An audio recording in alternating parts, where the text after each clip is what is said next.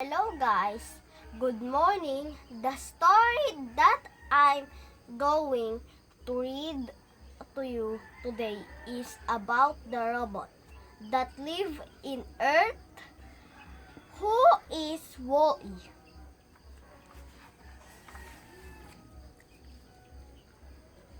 On Earth, a robot named Wall-E gathered trash. It was the 19th century and the humans had left behind a lot of trash. Now they were up in space aboard a giant space liner called the Oxium. Robots like Wall-E had been left on Earth to clean up the mess, but now Wall-E was the only bot left. Suddenly, a spaceship touched down and a sleek white robot named Eve got off. She had been sent from the auction to see it enough trash had been cleared so that humans could live on Earth again. Wall-E was curious about Eve. She was very serious. Serious.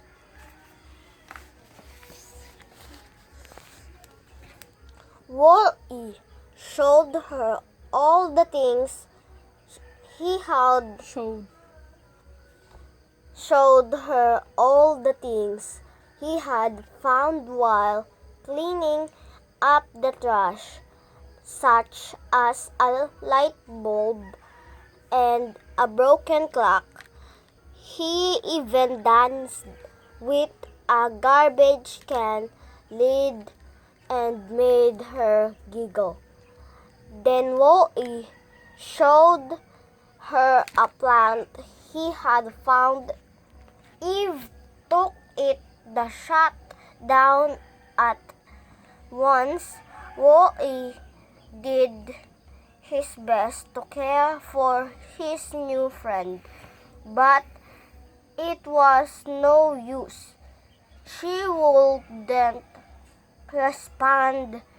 When the spaceship returned for Eve, Wall-E hid and went into space with her aboard the Oxium. The plant had somehow disappeared. The captain ordered Eve to go to the repair ward. He spotted Wall-E and sent him to be cleaned. Wall-E washed as the robots started to repair Eve. It looked at as if they were hurting her. Wall-E crashed into the repair room and rescued her and the other robots in the repair ward, who were called reject robots. Reject bots. They were all grateful to Wall-E, but nobody else on the auction was happy. They wanted to punish Wall-E and Eve. The steward bots caught up with them, but the reject bots helped their two friends get away. Caught up.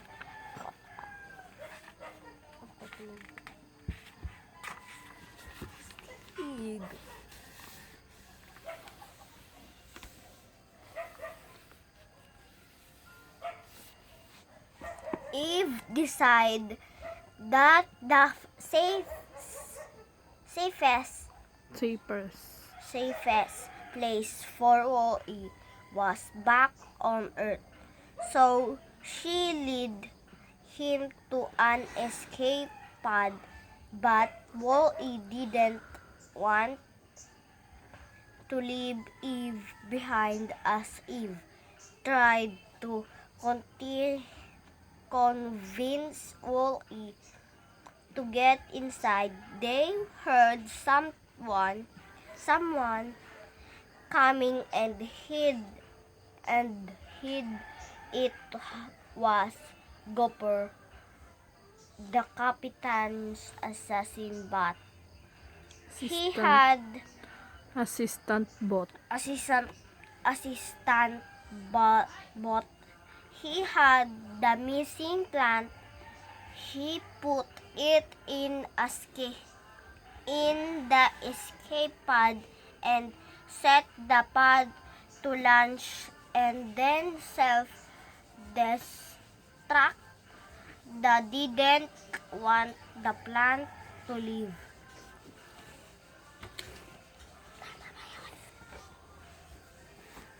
Gopper excited the pod to press the launch button.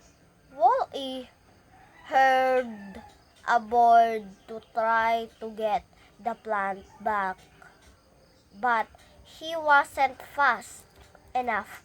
The pod launched with Wall-E inside.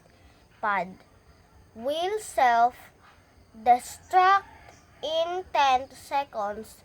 A computer voice said Wall-E pressed all kinds of buttons, trying to escape at the same time. Eve was rocketing toward the pod, hoping to catch up the Wall-E, but she was still far behind when kaboom! Kaboom! The pod exploded.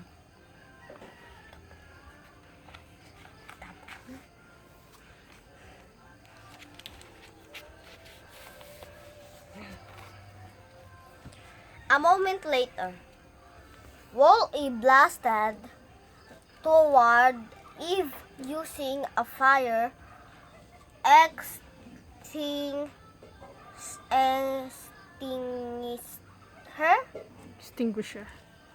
Extinguisher. from the escape pod. Eve was pleased to see Wall-E and the plant safe and sound. She leaned toward him, and a spark passed between their heads. Wall-E was Thrilled. thrilled as the two danced dreamily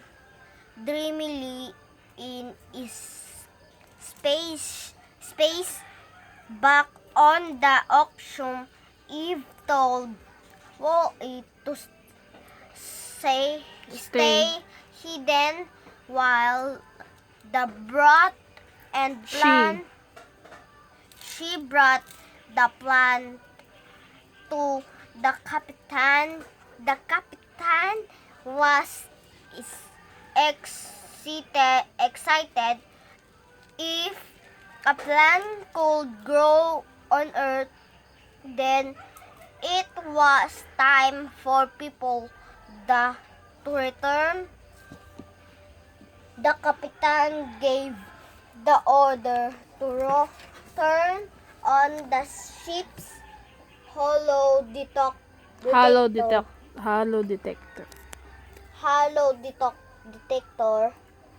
It would identify the plant. If the plant was very Earth, the exhume would go there The autopilot refused. Autopilot refused. He was following orders from the head of by large BNL, the superstore back on Earth that had built the auction centers Centuries. earlier. The people Centuries earlier. centuries earlier. The people at BNL had told everyone they would clean up all of the trash on Earth, but BNL had broken their promise. The work had proved to be too much. They had abandoned Abandoned.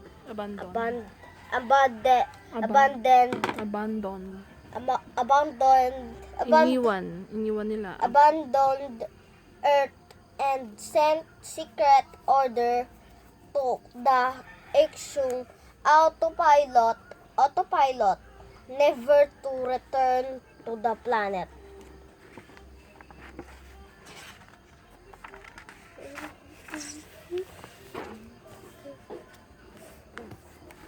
Ano nang gawin yan?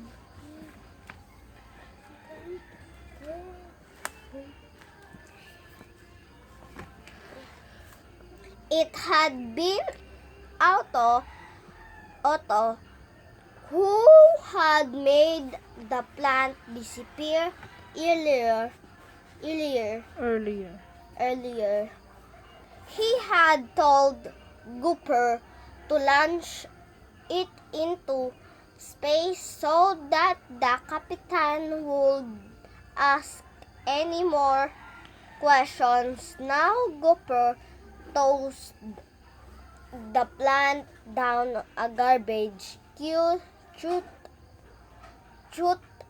but Wall-E, who had been climbing up the chute to find Eve, saved the plant once again. When Otto saw what had happened, he zapped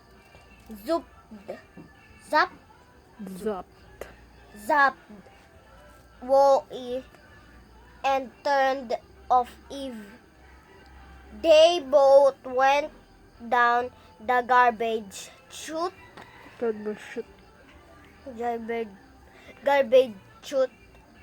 After sitting in his hover chair for years and having robots do everything for him, the captain was too weak to stop Otto. The robot had complete control of the ship.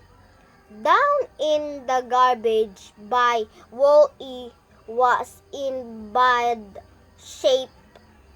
He needed some spare parts. Eve knew where to find them back on Earth. In his trailer, Wall-E had helped her. Now it was her turn to help him, using her blaster arm to fire made a hole in the ceiling. She had to get the plant to the hollow detector and bring the issue back to Earth.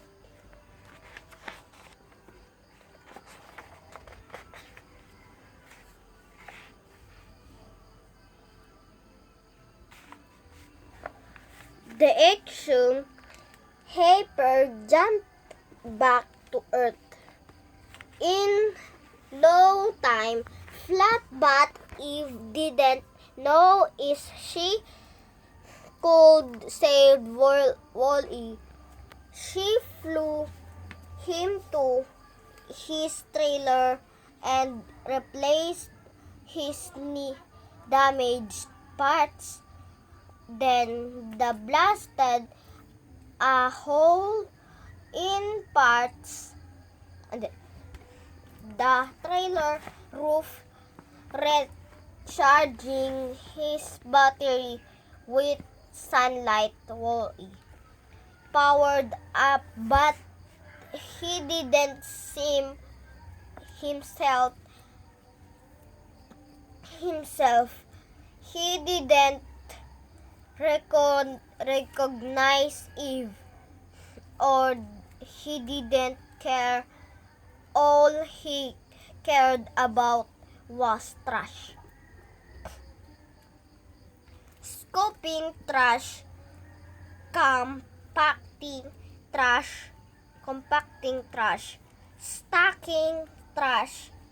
It was as if he had forgotten about his adventure with Eve. Eve called his name, grasped his hand and tried to snap him out of it, but nothing worked. As if saying a last goodbye, Eve leaned toward him. A spark passed between their heads, as it had once before. Then Eve turned to go. Turned.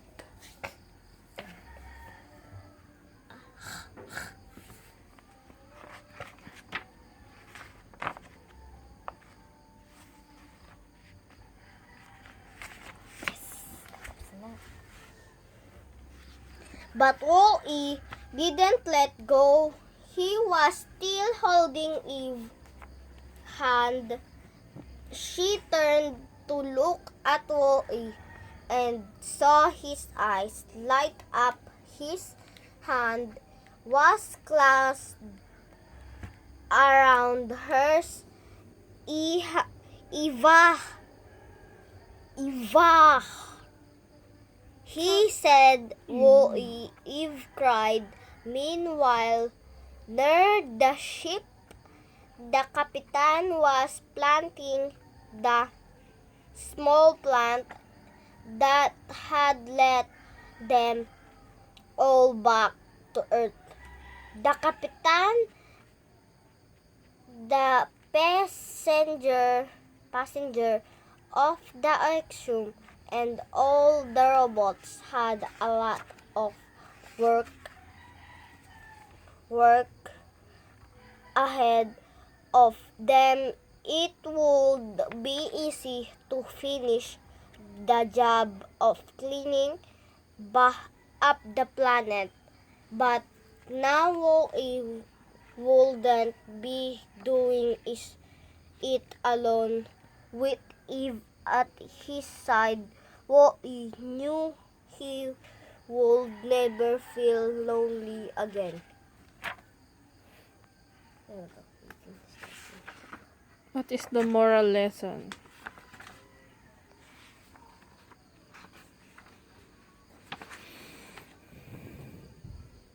No moral lesson.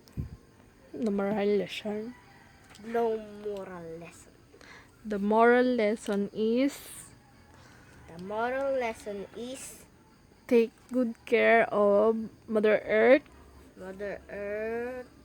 Don't trust anywhere. Don't trust anywhere.